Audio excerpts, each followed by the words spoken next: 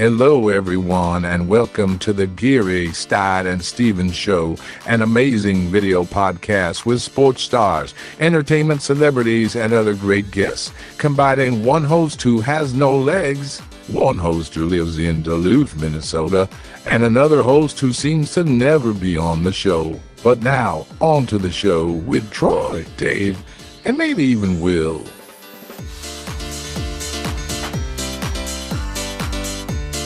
Welcome on a beautiful night here in Connecticut. So I decided I'll take the show outside and make it a nice night. Of course, we've got our beautiful fire pit going out here from, of course, the, our folks from, Troy, what was it? We got these, yeah. So I've got it going here, and we've got a great show for everybody tonight. I'm really excited, Troy. It's oh, here we go. Already got the ghosts and goblins working out of here, but it's a beautiful show tonight. As I said, I got the fire going. I was trying to jazz it up a bit because of our guest tonight is a jazz legend, and we haven't had a Grammy winner on our show, I don't believe. Troy, have we had that? No, this is the first one. Yeah, we have not had a Grammy winner on our show, so might as well start the show with our very first three-time Grammy winner, and Nabaté Isles has joining us. Nabate, thanks for taking some time out of your busy schedule to talk a little sports, talk a little music, and to just be with us, my friend. So thanks for joining us. Thank you both very much. Thank you, and that's an honor.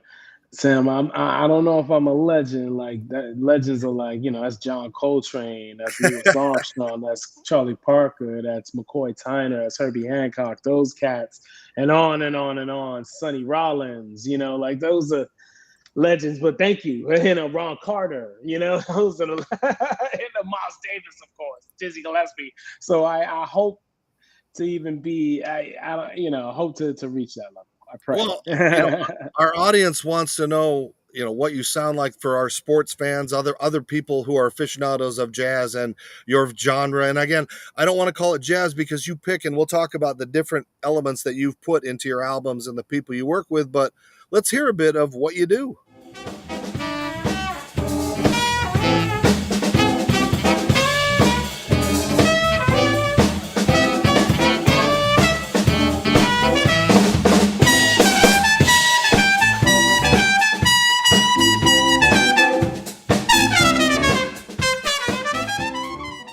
So that is what you do, and it's a great sound. So at what age did you decide that, hey, I'm not going to, play a normal instrument that's, going to make me a rock star? Great question. At 8 years old, I wanted to be in the band and everything, and as a it was third grade, and Artie Miller, my band director, elementary school band director, I still keep in touch with him to this day. And I wanted to play bassoon. I wanted to do something different. I wanted to be the only person to play bassoon, but they did not have a bassoon in the instrument room. They only had a trumpet left. So I was like, okay, I'll just play that. And the rest was history. And I just played it just to be on stage and perform and have fun and play music. But I didn't really become really serious about it until I was around 12, 13 years old. And that's when I started to meet great trumpeters like John Faddis and Wynton Marsalis, and then Jimmy Owens, who became my musical father, and everything. So that's when I decided, hey, I want to do this. I want to make a living doing this and playing music and performing and improvising and everything. So yeah, it's just, it's a blessing, and we need more of our youngsters to play live instruments, to play real, musical instruments, because I just think music education, that's a whole nother thing. Our music education is not being emphasized. It's not, because music, what it does, it brings our children a sense of history, a sense of culture, a sense of self-esteem, a sense of self-identity, a sense of discipline.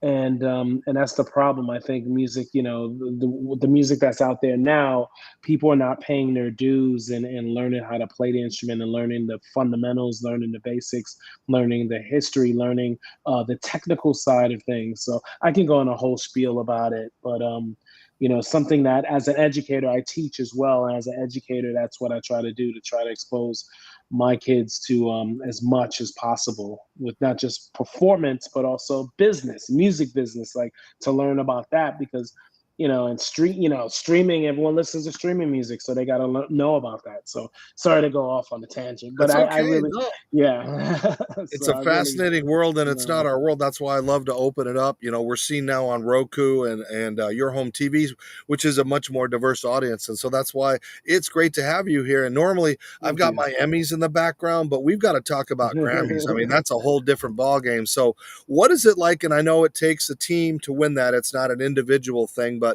man, you can say you're a three-time Grammy winner, and the smiles really shows Yeah. that what you do and the instrument that you use can really make a difference in life. Yes, no, thank you. Yeah, no, it's such an honor. I've been able to be part of three Grammy-winning projects with the great Christian McBride, great bassist, one of the great bassists in the world. And he's a huge sports fan himself. Like, he's from Philly, so he loves all the Philly teams, and everything. So me being a New Yorker, we always talk about New York Philly rivalries, Mets Phillies and Knicks Sixers and Eagles Giants, of course, like Flyers Rangers, all those rivalries and everything. So it's fun to work with Christian McBride, and he's such a humble guy. And to win those three Grammys with him with the big band has been an honor. Now I want to get my own. I want to be able to get my own as a leader, and my album In Motion. Hoping to be part of the Grammy nomination process for sure. And that's where we're heading in that season, Grammy voting season coming up. So, yeah. Yeah, I want to ask you about that. What's more nerve wracking, playing in front of President Obama or waiting for your name called, see if you want a Grammy? Ooh, what if my name was called? Because performing for anybody, I've performed, for royalty, in Europe and everything. Like, I've performed in front of legends. That's what's nervous, like music legends. Like, I played in front of Herbie Hancock and Wayne Shorter, and I'm just like shaking. You know what I mean? Like, that's what's really nervous. But playing, I get more like more excited playing for like someone like President Obama, and everything like that. And plus the ensemble I was with, it was with Christian McBride's big band. So I didn't have a solo. There was no trumpet solos, unfortunately. So there's no saxophone solo. So if I had a trumpet solo, I would have been a little nervous, but I just would have just played so soulful and everything like that. So, and there we go right there. Yep. That Yeah, was and you one of the got him greatest up there, moments of my life. and if you look quickly, we can kind of see you finally On the left, because you're far left. sitting over Yeah. his shoulder here. It's coming up because I On watch the this far left. relentlessly. There you are. There you Oh are, no, Freddie. it's not me. Oh, that wasn't You're me. That wasn't me. some. That's Freddie. You're Freddie like next Henson. to him, right? Yeah, I'm Yeah, on the other end. I'm on the yeah, other yeah, end. yeah. Yeah. But these were legends. There's It a was so quick shot. great. Look at that, like Brittany Howard, and it was Brittany Howard and Usher and Sam Moore from Sam and Dave, and Andra Day and Demi Lovato and Yolanda Adams, Anthony Hamilton, Leon Bridges. I mean, Jesse Smollett. Just so many great people that were a part of it, and everything. I hope I didn't miss anybody, but yeah, it was just so much fun, that experience. And they And were all humble. Everyone was so nice and so accommodating and welcoming. So and we have to talk about your sports background a little bit because you won Sports Jeopardy, and you were mhm. also one of the few people that ever beat my old buddy Howie Schwab from Oh, so Stump you the know how Schwab. we You remember that killing. show? That's oh my God. That's such an honor to know that gentleman. He's wonderful, and he's an inspiration, just an inspiration as a person. His knowledge is so incredible, and just how the humility he has, and he's such a warm and gracious individual. So shout out to the man, Mr. Howard Schwab. Absolutely. Well, Oh Look wow. who that is. Well, thank you, Nabate. Thank you. Whoa. Appreciate it, brother. Oh my God, So, this is beautiful. Wow. made a couple calls, and I was like, "Hey, Howie, you doing anything tonight? We got one of the, I think, Howie 14." Well, the Yankees are awful, so it's good. And the Mets too. And the Mets too. We But the sellers now. Marlins So. Philly game was good. Philly Oh, scored really? 3 in the ninth. Yeah, we'll talk a little trade deadline a little bit here. Yeah, we'll Yeah, get yeah. that in a second. But what Howie, what was it like again to when you're the god and when it comes to that, and to have this Sure. young kid? He was a youngster in those days that came out. I mean, what was that like for you? Well, first of all, let me say it's a pleasure to know Nabate. Oh. I'm so happy he's won Grammys. He's going to win his own Grammy. He's put out his own albums. He's doing great. He's married. He has a beautiful child, and he's a great father, and he's a great human being. So I love Nabate. Very fond of him. Always liked him. Yes, he beat me. He beat me because I was dumb enough to give him 3 boxing questions. And I didn't realize he worked with Lou DiBella. And so I blew that, but that's okay. Roy He Jones. beat Roy me fair and Jones. square. Yeah, I It was know. the Roy Jones type, which is my favorite boxer ever, Roy Jones. So you know. He beat me. He was very good, and give him credit. I lost 16 times over the years, and he was one of them. Wow. Nabate was great. I'm glad we stayed friends, as it turned out, and very happy for him. I do talk to him once in a while, and we should come down to Florida and perform. I want to see him. Yeah, I'm sure. I gotta set that up. I gotta set that up for sure. I'm back in Atlanta though on October 1st, FYI. But that's Aventura is not Atlanta, unfortunately. I know. So, but to no, answer your question, it was fine. I lost to him. He was fine. It was a cordial situation. yes, Well, while we have you, Howie, do we have something where we could call it Stump Nabate? Maybe we do. Let's see what you got, my friend. Okay. I'm coming with a fastball. Okay, all right. 99 or 100 or like I don't know. I don't throw like I used to. Here we go. Who's the only Heisman Trophy winner to play in a Final Four? Only Heisman Trophy winner to play in the Final Four. Dang, it ain't Charlie Ward because he played in the Elite Eight. Right. With Florida State. Ooh, okay, Final Four. Okay, and it ain't D McNabb, it ain't D Nice, because Syracuse didn't make the Final Four. Right. Ooh. Yeah, and he didn't win a Heisman. Right. He was a runner-up. Oh boy, that is a good one. I'm gonna no like time period, right? Some 1941 World War II guy or something, right? A little later than that. Oh boy. Let me see. Heisman. Trying to think of the teams that made the Final Four. I give up. That is a good one, Howie. You got me. I'll give you all night. You won't get it.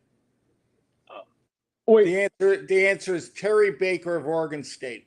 Oh my God, I would never know that. Yeah, that's like That's Terry Baker of Oregon State. Okay, that's my fastball question.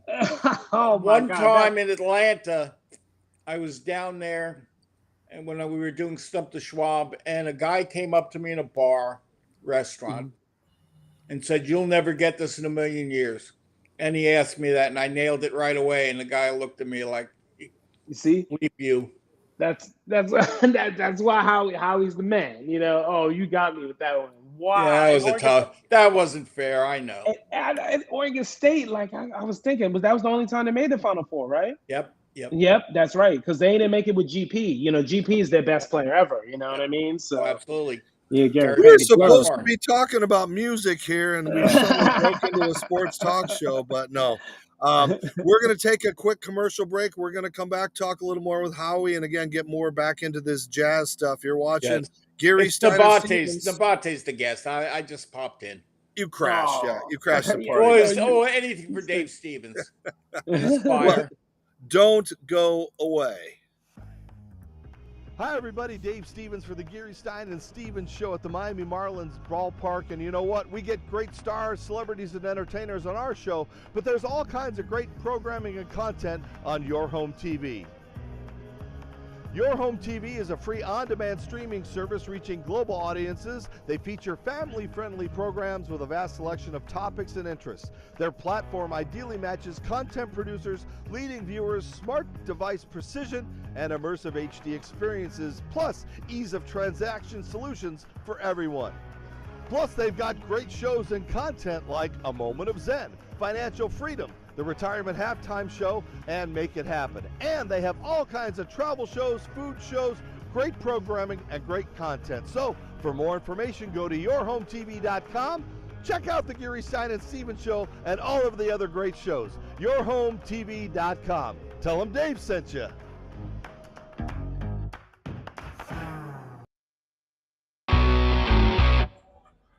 Hi, everybody. Dave Stevens here for the Geary, Stein and Stevens show from Tropicana Field, home of the Tampa Rays. And you know what? Not everybody can be a Major League Baseball player, but you can look like $1 million. What's the best way to do that? Well, go to freshcleanthreads.com. Don't believe me? That's right, you can look professional, feel good, and not spend a lot of money by wearing Fresh Clean Threads. They have amazing shirts. They've got Henleys and polos, long sleeves, and even bomber jackets. And if you like them, you can save some money by typing in the show code GSS Show from the Geary, Stein and Stevens show to save 20% off. So if you can't be a major leaguer and you want to dress like one, well, go to freshcleanthreads.com. That's freshcleanthreads.com. Tell them Dave sent you. Use that code GSS Show.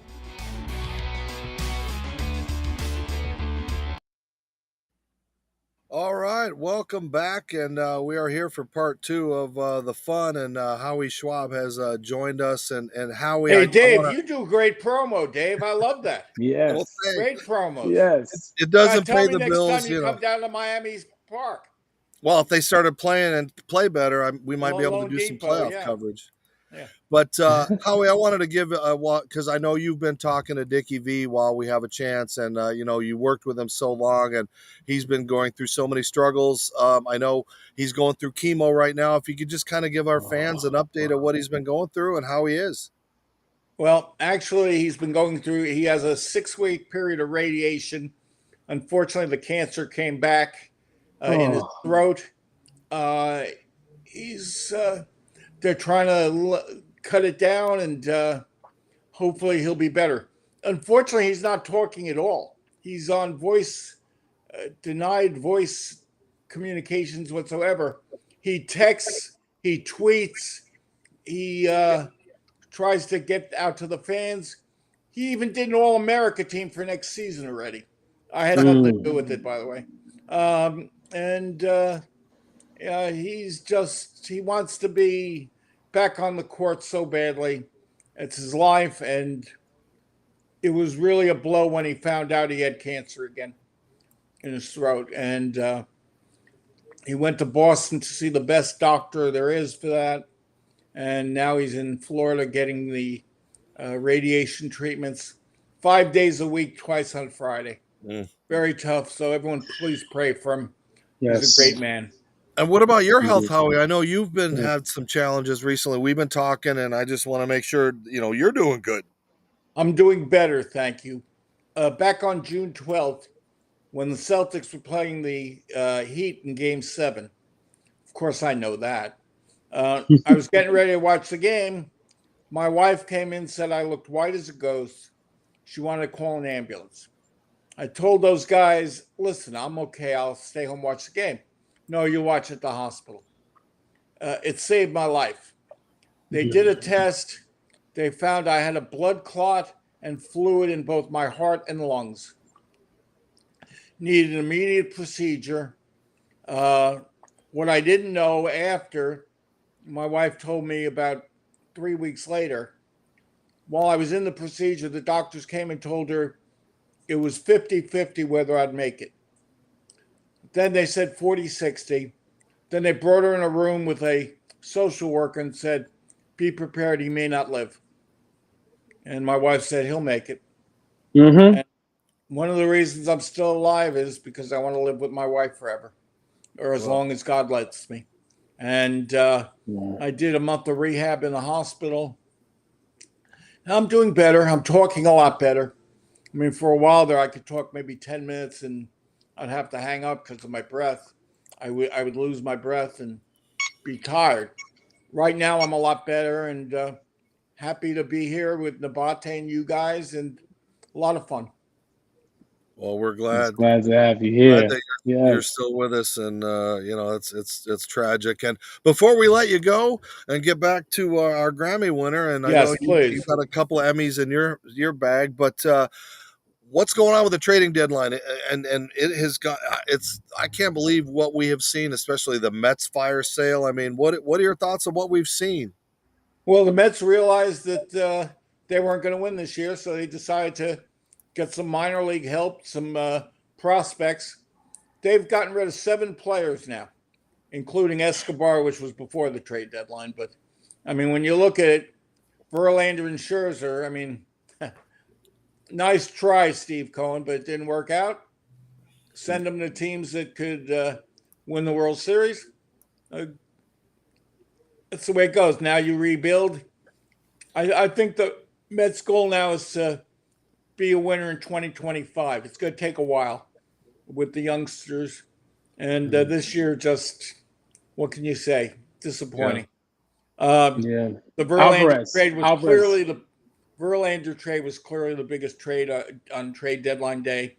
There were a few others like Flaherty to the Orioles, which they needed another starting pitcher. I thought was big.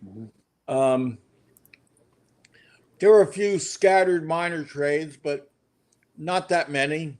Not that many big trades, but there were so many before, like yesterday. So it's going to be interesting because now the favorites are still the Braves, the Astros. If the Rangers get Seager back, they'll be competing. The Dodgers will be up there. But the teams that are going away, like the White Sox and the Mets, I also think the Angels are a very interesting team.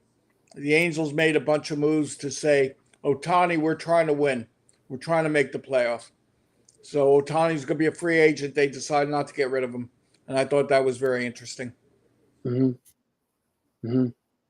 and I wanted to add something too. It's very interesting because it gives a chance to say if the Angels can make the playoffs.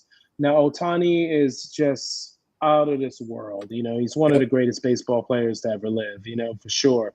But this will show that in the playoffs, when he has to pitch and hit, can he be that great when the lights are shining bright in the Major League playoffs and at least win a series for the Angels, for the LA Angels? You know what I mean? Well, first they got to get there, but right. The other he has thing, to get there. Yeah, help them get there. The other thing about Ohtani is he's got to stay healthy because he's been hurt a little bit, and that could be a factor as well. Because if he's gone, that's it. I got a quick question to ask you before you go. Yeah. You worked a long time with the late Stuart Scott. Can you just give us quick good memory you have of, or your favorite memory you have working with him? It's funny because a friend of mine who was a photographer who came to the set several times told me tonight he has some pictures of me and Stuart, and I can't wait to see them. Stuart was a great guy. Great guy. Fun guy to be around.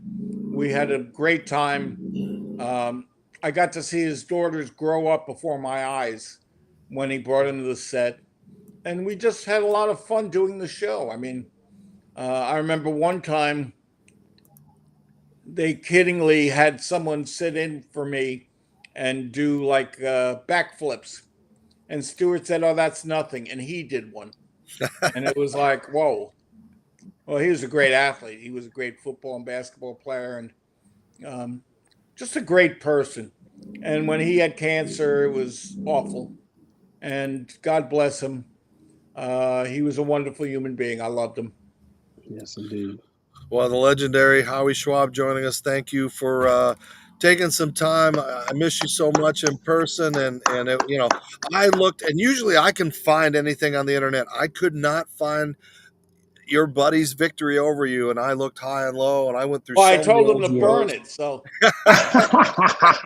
because I have the DVD of it, but it was like, now no one has DVD players now. Yeah. So, yeah. Oh, what a shame. Yeah. Yeah. But, Hey, Howie, I admit he beat me. It's okay. while we have Howie, before we let him go, I want to talk about one more sponsor, and you can talk about how important this is to the game because you basically invented it. But BET, Bet Analytics,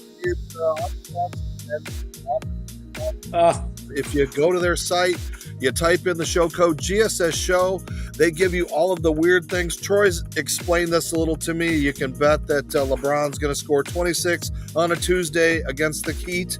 But there's so many different ways to bet now that it's not just fantasy sports. So you bet on pitches. I mean, you bet on anything. It's people are interested in that. So that's why I wanted to see, so Betalytics is a part of us. They said that, hey, we want to be on your show. So I said, well, let me ask Howie about this because you basically invented Good statistics. Stuff. So, Howie, thank you so much for joining us and be a part of our show. We're gonna get back to I'll talk to you soon. I'll talk to you soon. Man. I'll be in Canton this weekend, so I'm gonna call you before I go out there. Okay. Oh, enjoy. Definitely. That's right. All right. Thank you, Great, Howie. guys. Thank you so much. Right. Thank Take you. care, sir. A legendary Anytime, Howie Dave, Schwab. anytime. Thank you. Get better. Keep Thank fighting, my brother. I love you. Thank you. Love you too, man. Take care. All right. The Be legendary good. Howie Take care, my brother. Schwab joining us, man. He stumped you. We stumped you a little bit. And that was a good one. That was a good one.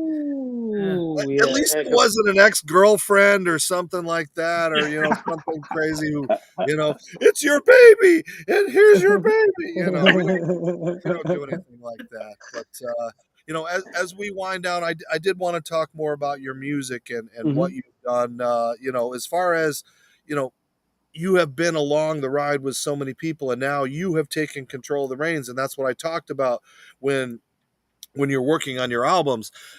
It's not just jazz. You infuse it with all kinds of music, and you bring in so many different artists. As I walked, and as we take a look at some of your geniusness in the studio, just take us through the process of, you don't want to be known as a trumpeter or producer or writer. What do you want to be known for? What's your epitaph going to be? Wow, that's a great question. A creator and an honest creator, just honest, speaking from how I believe, my heart. And that's just important as an artist. You have to be true to yourself, and that's so key and that's so vital. So I want to be a member of just being an honest creator, like very honest creator. And that's how I live my life, to be honest and be candid and everything. So yeah. That's what I want to be. And I think musically, that's the thing. I grew up, in New York City. I grew up on hip hop. I grew up on R&B. I grew up on house music. I grew up on Caribbean music. I grew up on, even rock, you know what I mean? So it's like kind of like, trance, EDM. I checked out everything, classical, of course, classical music, because I play classical music too. Because on the trumpet, you have to play classical music, and to help you with your technique and know how to play the instrument to be a great improviser, and that's what's so important. So it's so deep, so. Well, it's been great to see and hear and open my eyes up and ears up to, what you do. I mean, I grew up loving Chuck Mangione when, to see a guy with a trumpet that could be in top 40 with Feels So Good, and I still, when I hear it, it's like, but I've often wondered when you're creating your music, I mean, people might think you're just up there just tooting around and you're not really following the lyrics or music or anything like that. So what is that process when you're up there? Do you become almost the Grateful Dead and you guys are just jamming and, okay, let's let the drummer do a little bit. Let's let you do a little bit and showcase the talents. I mean, how do you recreate that song on an album when a lot of that is ad lib and just that feeling that you have as a musician? Wow. Well, first I want to say Chuck Mangione, Eastman. We both went to the same school, the Eastman School of Music, but Chuck didn't graduate. He just went on to start touring and playing. He was a hippie, oh man. But yeah, he's such a great player, Chuck Mangione, and he played with the great Art Blakey, the great drummer as well. But no, I think when we record, there's always arrangements. We have arrangements, but then we're able to stretch and be able to to create and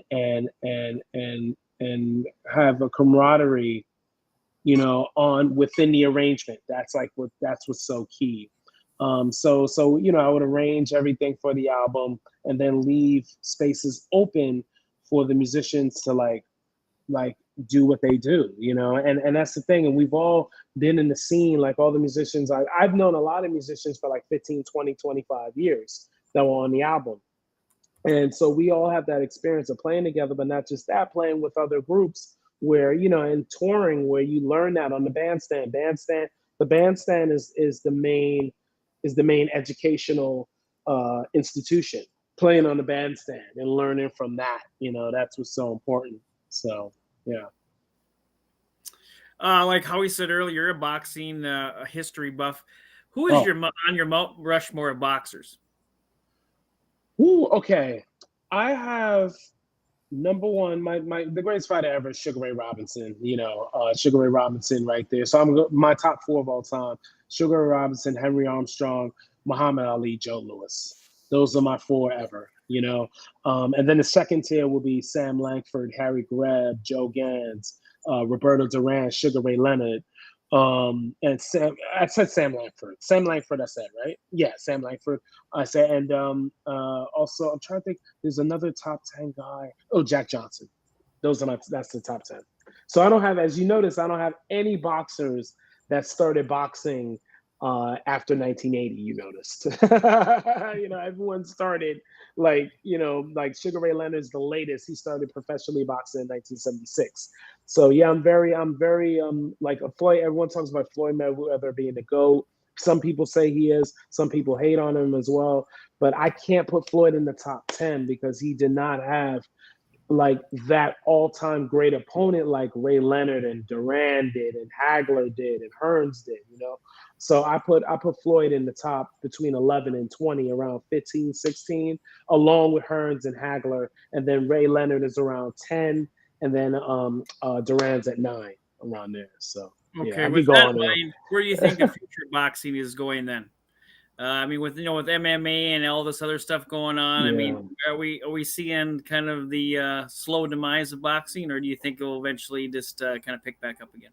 I think it's going to pick back up. I think Premier Boxing Champions are making sure that it picks up. You know, PBC run by Al Heyman, doing a great job, like with great shows. I mean, they put together the Crawford Spence card. You know, Crawford realized he had to join PBC to be able to finally get that fight with Earl Spence. You know what I mean? And everything like that. So instead of being with Top Rank, but Top Rank's doing a good job as well.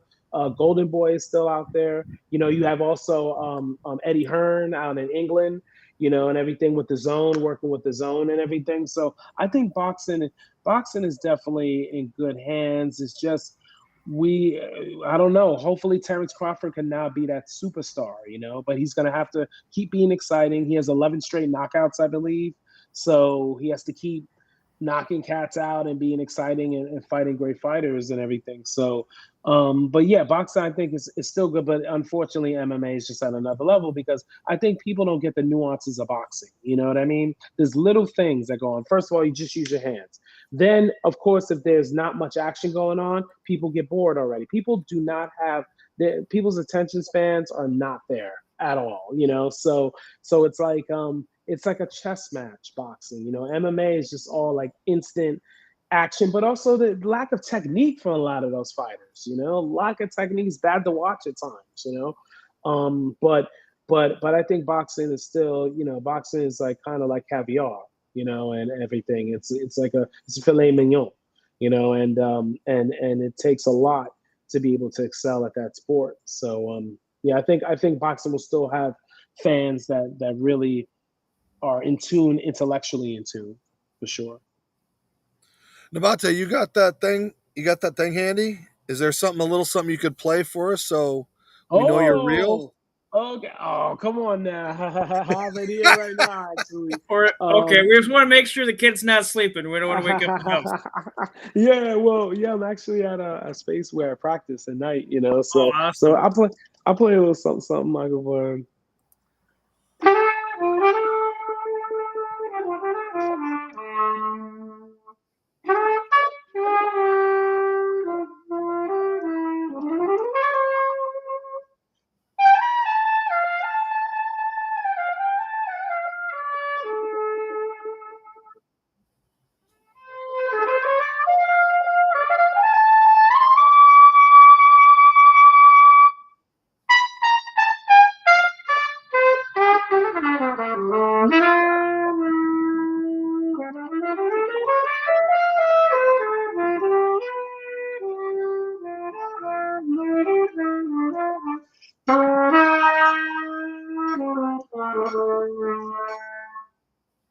Wow. I feel like I'm in a 1920s speakeasy or something, man. That was That was fantastic. my favorite summertime. Yeah, that's my Summertime. favorite season. You know, Yeah. it's my favorite Harlem season. Shake too. Now, Yeah. are you not doing podcasts right now? Have you kind of taken a break from that? Because I know you had Yeah. a really good podcast that was going, and I just wanted to talk about, you had some great guests on that. Where are they at? So I'm asking, where are you at with that? Oh, yes, I did take a break because 2022 became a new father. Worked on Congrats. my album In Motion, which is a lot of work as just creating an album and hiring musicians and overdubbing and arranging and booking and everything. So that, and also teaching, doing a lot of teaching. But I'm gonna be back because actually going to Pro Football Hall of Fame to restart the podcast and everything. I have a couple of guests lined up as Yeah, well. we're gonna be So, Well, Troy will be there. So if you want to, yes, yeah, exactly. we're gonna hang out and meet together, do some collaborations, some interviews. It's gonna be fun. Are you Exactly. you're not gonna write any music with him, Troy? I'll try, but I don't know if I can pull it off. Bring your banjo. So what's next man. for you? What's next for you then with the baby and everything? Are you able to now look ahead to more collaborations or another album, or what have you, what do you got going? Yes. No, great question. Just projects, working on some projects, trying to get some projects off the ground, especially in the sports world, which I'll definitely talk about as things develop, for sure. Also, working on a new album, working on music for that, but it's going to be more intricate, more extensive. So I think the next album will definitely come out around 2025, I would say, because I'm gonna need some time to get everything together for that. But it's gonna be very interesting concept. It's gonna be actually an orchestra album, with orchestra. So it's a lot of writing, a lot of arranging with that. So it's gonna take like a year and a half to get everything done, and stuff. But also too, that and also and in February I'm playing some local dates. I'm playing at Smalls, which is a great jazz club, on the 15th of August with the great Santi DiBriano. I'm playing in October, also September, also too at Smalls. Not sure of the date yet. Then October playing at the Staten Island Jazz Festival with my band. Also playing at City Winery in Atlanta on October 1st with my band. So yeah, just booking more. And And you've got also unique social media. So how do we follow? We Yes. follow you, but how do others follow you on social media? Yes, and one more thing. I'm sorry, and also November. I'm early November playing Chicago, Minneapolis, and Memphis as well. Let me know when you come to Minneapolis. I'll be there. Come to Hartford. Yes, yeah, Come to Crooners. I'm playing in Hartford. We Crooners. like jazz in Hartford. Oh so. yeah, no, yes you do. Yeah, I got to definitely look into that for sure. No doubt. But my my socials, yes, is my Instagram is at nsi.universal. That's also my Threads handle as well. And you got your X one Yeah, yet? X. Yeah, Yeah, I don't know what this X was. I said, what is X today? Totally forgot exactly. Twitter. It's totally been weird, but Twitter, I'm gonna call it Twitter. Yeah, that's Is what's called. Nabaté Isles SMTA, so it's NABATEISLES SMTA. And then also you can hit me up on my website, which is nabateisles.com, and then my Bandcamp page as well. Nabaté Isles, look up, and they support me on Bandcamp.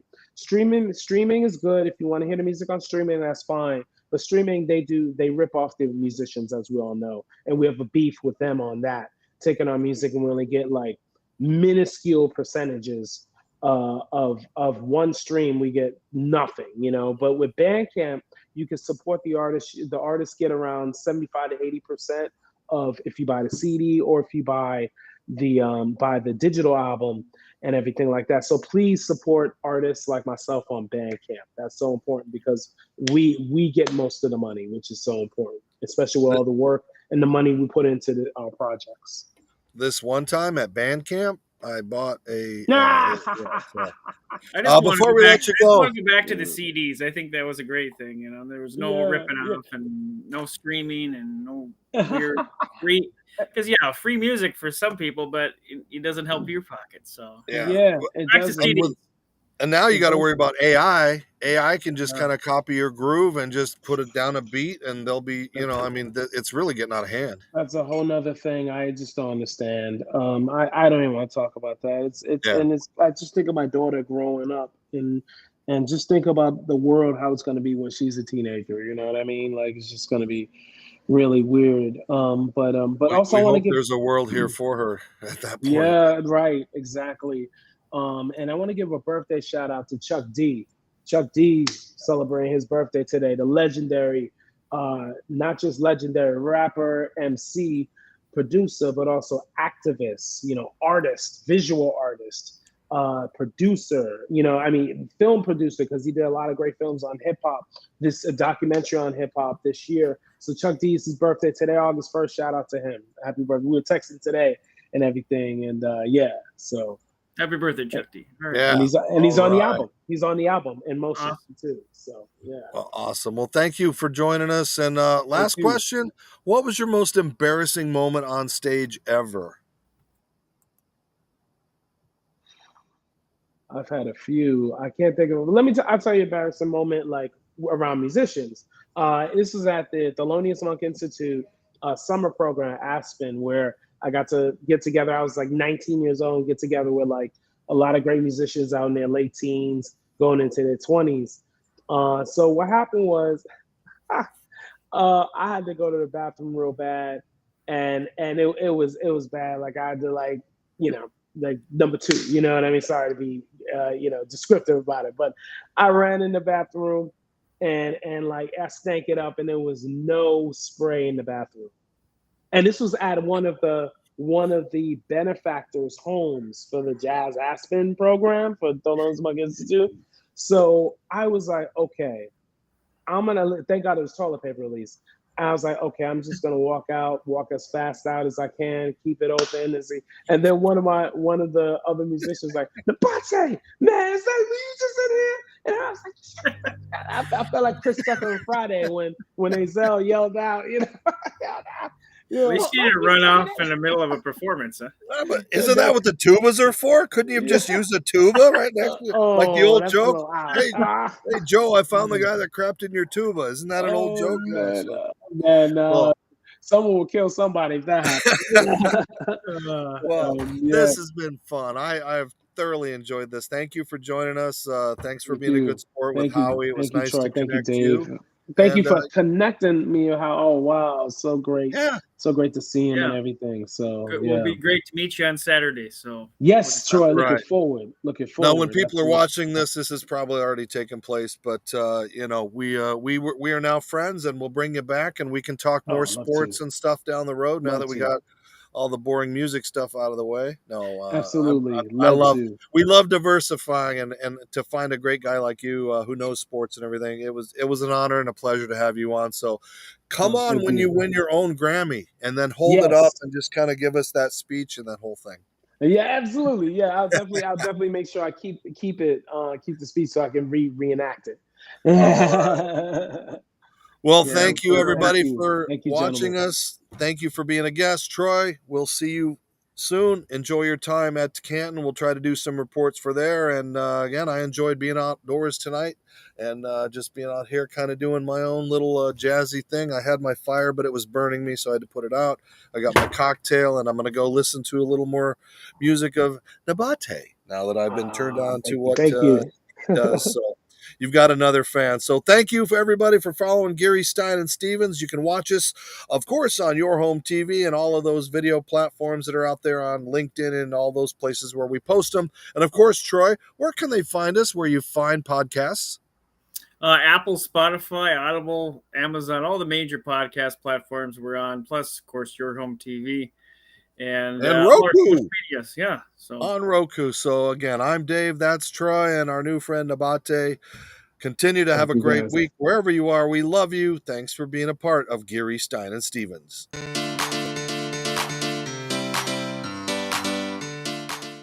Thank you for tuning in to the Geary, Stein and Stevens Show. Follow us on social media. Watch us on yourhometv.com, or now we're on Roku.